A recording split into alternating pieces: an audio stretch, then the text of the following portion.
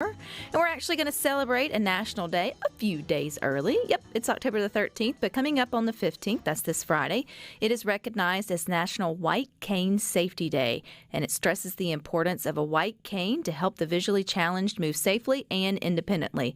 And joining us here on Good Things is Miss Barbara. She serves with the Mississippi Department of Rehabilitation Services as a technology instructor at the Addie McBryde Center for the Blind. Hey, Miss Barbara. Hello, how are you? I'm not going to complain today, Miss Barbara, and I think this is a wonderful event and things that y'all have got cooking up for this coming up Friday. And I'm learning something new today about white canes. So give us a little bit of background about the White Cane Safety Day. Okay, the White Cane Safety Day is a day to observe and recognize the use of blind people using the white cane to navigate the streets to help us to become independent. But the most important part is to do so safely. And so the day is intended to raise awareness and inform the public about cane travel for those of us who are blind or visually impaired. And I didn't know, Miss Barbara, that there were different types of canes with coloring to sort of help mark between visually impaired or a red and white striped cane for maybe those who are hearing impaired as well as visually impaired. So I learned something new today. Oh, that's good. Because actually, back in the 30s, the cane was black. And so the introduction of the white cane, that credit is given to Lions Club International because one of their members back in 1930 observed a blind man crossing the street. And he saw that it was getting attention, but they decided to paint the cane white so that it would get more attention.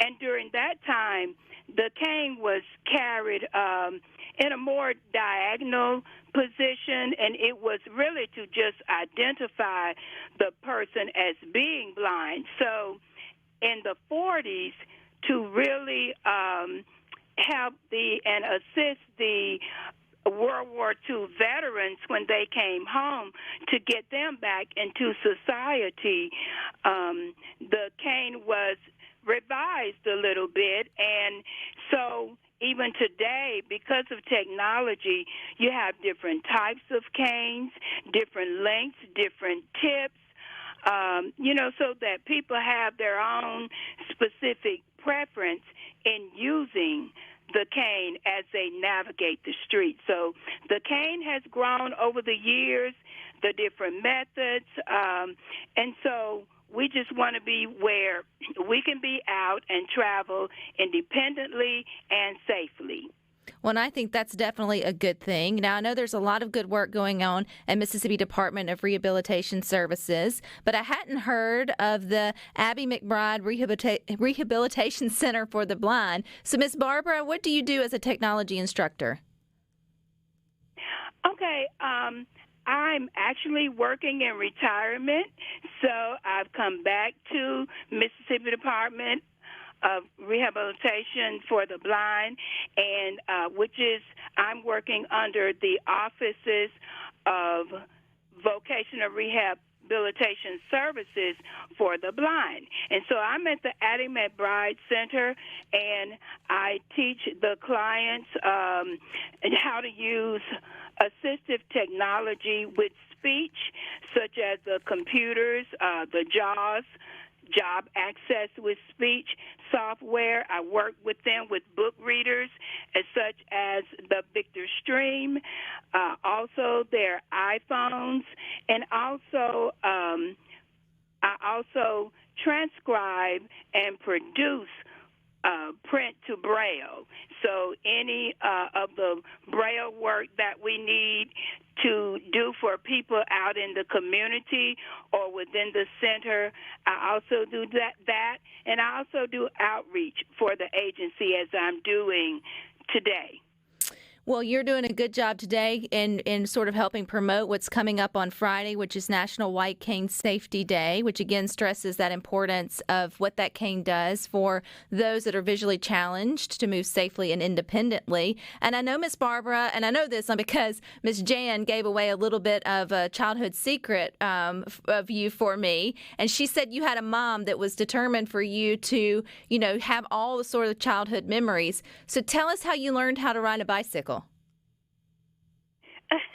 Well, actually, there are 3 of us sisters of 5 girls. 3 of us are blind, and actually, my older sister, Patricia, learned to ride the bike before I did, so my younger brother, he helped me learn. So, of course, we were out in the streets, and he showed me how to do it. And once I learned to balance myself, I actually rode the bicycle. We roller skated, and we did everything that the other kids did in the neighborhood, and we actually were expected to bring home good grades as everybody else. So we were not treated special in any sort of way. Well, I would give two high fives if I could to your mom as she was in the studio with us today. I feel like that's such a good message. It's also great what you guys do there within the Department of Rehabilitation, which is just raising awareness, celebrating all the achievements that are made by those who are just differently abled. I know y'all have an event of some kind coming up this Friday for the White Cane event. Miss Barbara, what's going on? Okay, Friday morning at 10 o'clock, we will observe White Cane Safety Day. So we will start out, we will meet in our lobby, and our center director, Mrs. Rosie Gibson, will get us started with a few opening remarks, and then we will have a staff person and a client to share their own personal stories using the cane.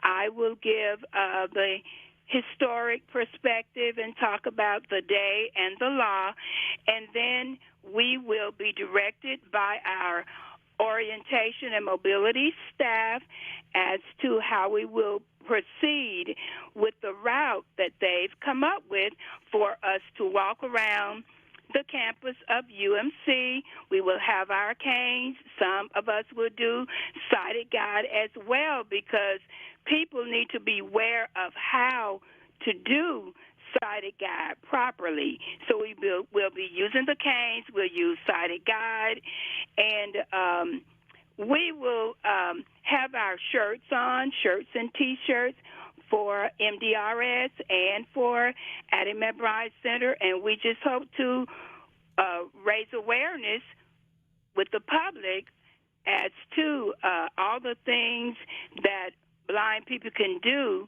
as far as travel is concerned. We want people to know, whether they're a newly blind person or family members of blind people, we want them to know that blindness is not a tragedy and that life does not end with blindness, and we can proceed with our lives and have a great time. Well, I think that is a great message. And if we want more information about the work y'all do on a daily basis at Addie McBryde Center for the Blind, where can we go for more? Okay, you can, anyone who wants information, we're actually located on the campus of UMC. We're close to the Children's Hospital and the Methodist Rehab Center, but you can also call 601-364-2700. You can ask for our center director, Mrs. Rosie Gibson, or talk to any of our administrative assistance staff members. Well, I appreciate your time on Good Things Today, Miss Barbara. I hope y'all have great weather and a great turnout for your event, and keep up the good work. Okay, I think we are going to have good weather, and we're looking forward to it. And so thank you for the opportunity for us to get the word out. Learn something new every day here on Good Things. Who knew about the white canes versus the red and white striped? They mean something, and I hope you have learned something new, and I hope you stick with us. We've got more for you coming up next.